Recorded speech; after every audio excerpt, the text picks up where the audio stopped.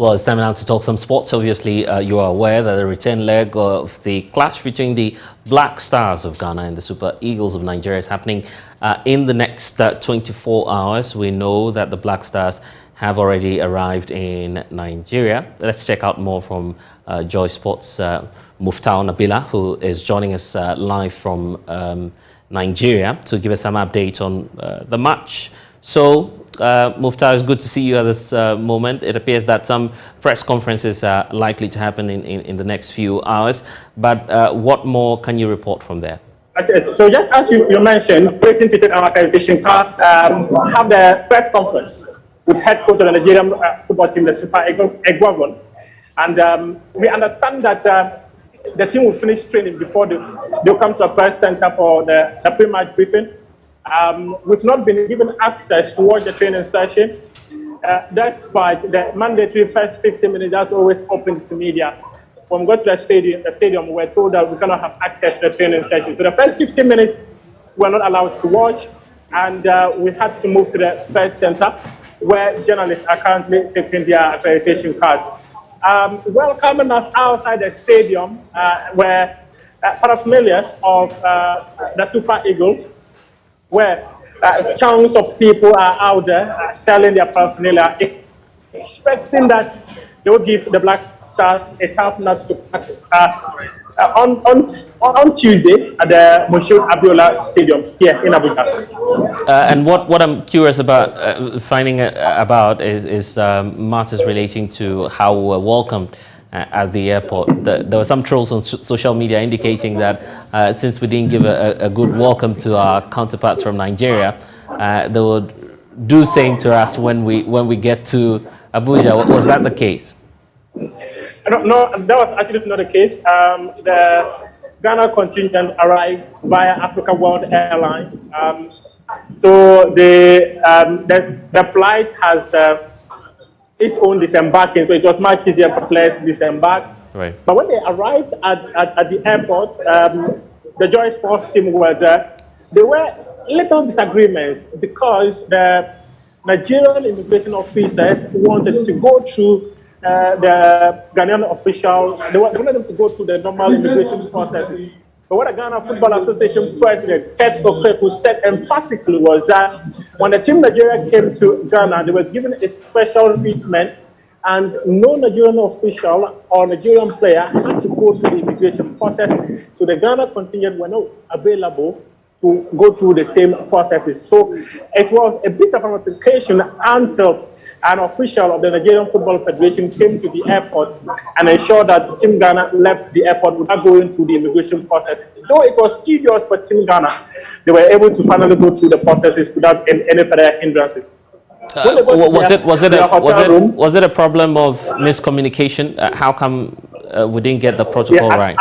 I think it was a problem of miscommunication from the Nigerian Football Federation, because you wouldn't expect even the Ghana Football Association to get to the airport having to find their way out of the airport. Usually what happens is that the hosting association will need to be at the airport to welcome the sister country that's coming in for a match. But in this case, that did not happen, and the GFA had that quite late. So, though they did not spend much time at the airport, it was not a good sign, because the FA president, Ket Okreku, was raising his voice. The man many described as the chief of staff of the Ghana Football Association, Bogdan Osekwe Michael, was also raising his voice at the airport. But in the end, calm was restored as the players went out of the airport and got to their hotel room. And when they got to their hotel room, the interesting thing was that they were welcomed with some interesting dance moves as the players got to their hotel room. And they were training at exactly 5 p.m. Ghana time, and that was 6 p.m. Nigeria time. Well, but tell us about the mood in Ghana's camp. We'll talk about the Super Eagles shortly, but what can you say about the incident that happened earlier and how that's making our team feel as we speak? The players were actually calm. The president of the FA, when he stepped forward to speak, all the players stayed back, the coaches all stayed back. There was no one out there who probably will be affected by what transpired. So I think it's not a big deal at all. The players are very calm. They go to their hotel room very calm. They're taking a rest. They will soon be on their way to the stadium to hold. I just spoke to the communication director of the Ghana Football Association, Harry said just about 10, 15 minutes ago. And what he's also been saying is that the team will be here very soon. What happened at the airport isn't a big deal for the players. The technical team, the players are well psyched up, and they are here committed to fight and ensure they qualify to the FIFA World Cup. Muftau Nabila joining us live there from Nigeria. He'll bring us some more updates. But then also here in studio with us is Lawrence Beidu, who is with the Joy sports team, will help us understand the technicalities going into this match. So what's at stake for us, first of all, as a national team, I mean the Black Stars? So there's a lot at stake for the Black Stars of Ghana, in the sense that in the 2018 World Cup, we missed out after failing to qualify from the group stage. So obviously, coming into this fixture where we need to secure a scoring draw or a win in Abuja, there's a lot to play for, and then the Black Stars are definitely wanting to be in Qatar later this year. And we'll be finding out what your expectations are for that very game. But fortunately, there's a need for us to also understand the Nigerian aspects of things. Cecilia Omorogbe is with Channels TV. She's actually with the sports team there, monitoring all of the events and getting us some updates, plus analysis on what the Nigerians equally think about the game. So, Cecilia, welcome to the program. First of all, what's been your impression about the first leg that was played here in Ghana, and what do you think, what do you project going into the next leg, which is happening where you are?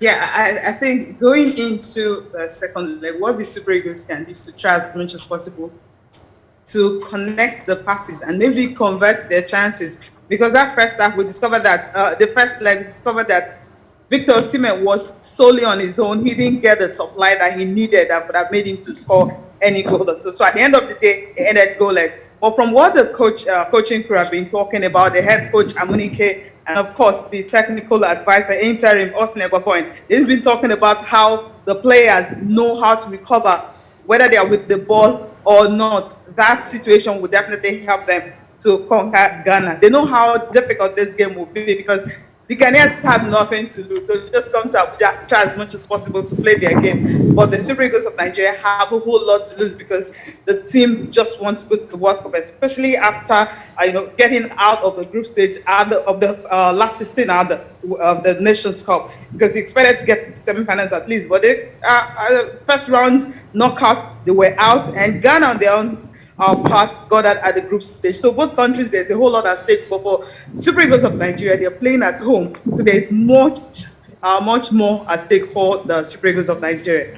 And we understand that the Super Eagles are trying as much as possible to make some statement in terms of home support, and that's why the FA there is appealing to use a stadium which has a higher capacity. Tell us about that sports facility and why the Nigerian FA is intending to use that facility for the game.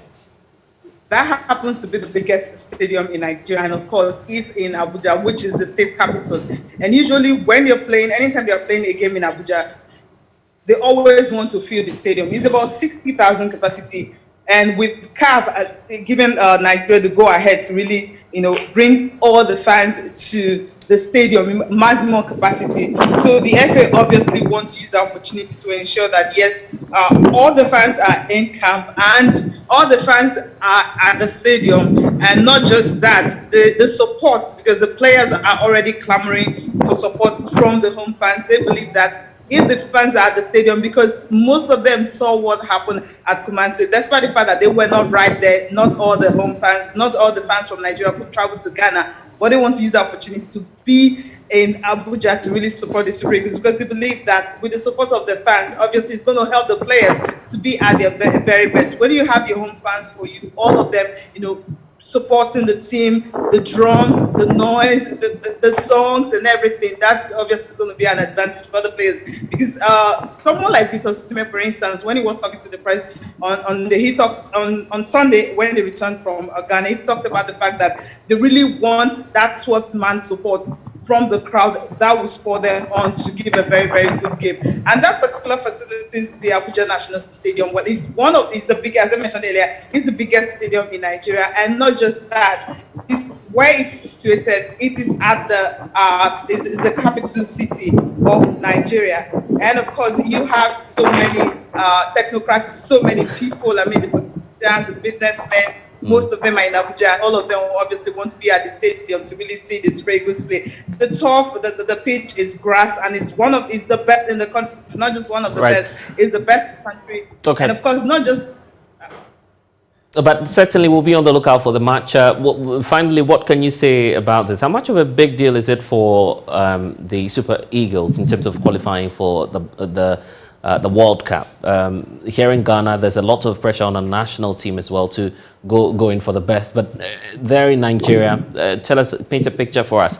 How much of a big deal is it?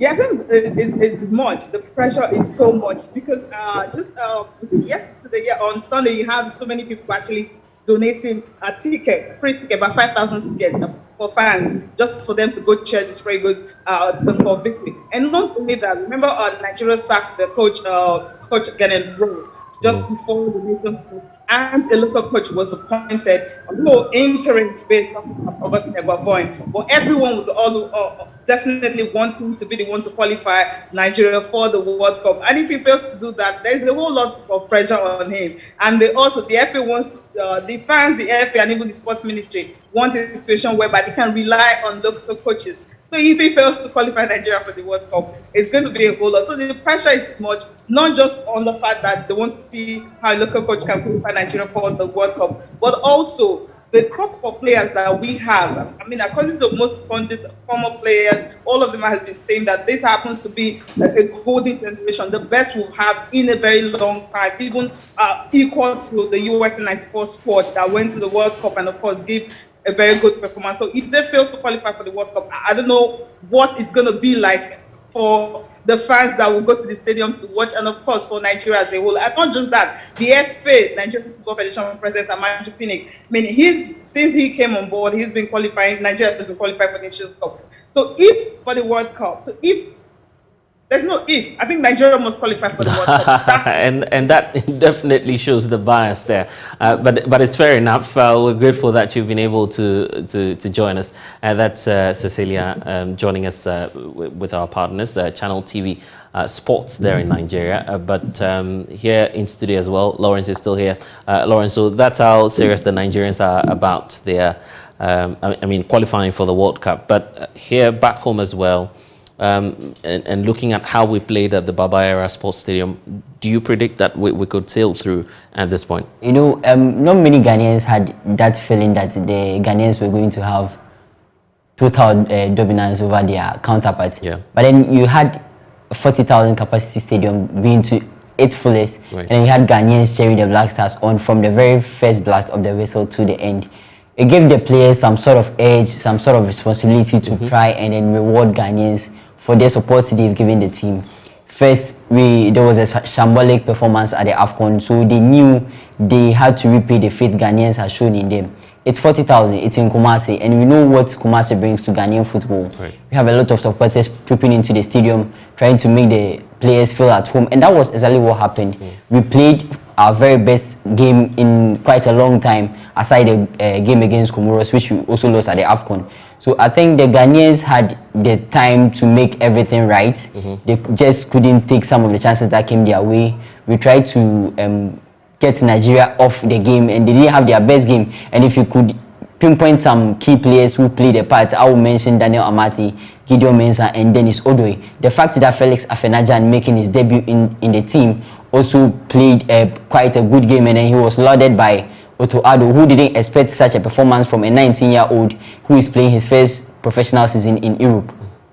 Well, so you believe that that would have certainly some ripple effects when we move now into Nigeria? I believe so, because Otoado, Thomas Partey and the others have commended or have reiterated the need for Ghana to qualify for the World Cup. For someone like Thomas Partey, who is captain the side, for instance, he's 28 at the moment. The next 4 years will mean that he's around 32, which might be an unlikely case for him to go to the next World Cup. So he knows that there's a whole lot of duty on him and a whole lot of responsibility. Try and deliver. Exactly. Right. So going into Nigeria, I learned he received a warm reception in Nigeria, obviously because Nigerians are Arsenal fans, but then they wouldn't want their man to hurt him, and that is what Thomas Partey is going to deliver in Nigeria. But he didn't live up to expectation in Ghana, and then he's bent on making that correction when we get to Nigeria. But finally, briefly about Jordan Ayew.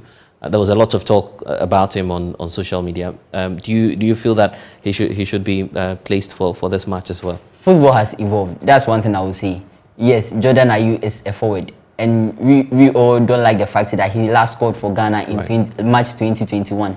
That's such a long time. But then if you look at the recent role he's made to play, he plays in diverse ways. He tries to create chances. And then he's not leading the team. So obviously, but then trust that to change when he's given a chance in Nigeria. So let's see what then happens. Lawrence Beidu with the Joy Sports team. I'm grateful that you've been able to give us some analysis on this, but that's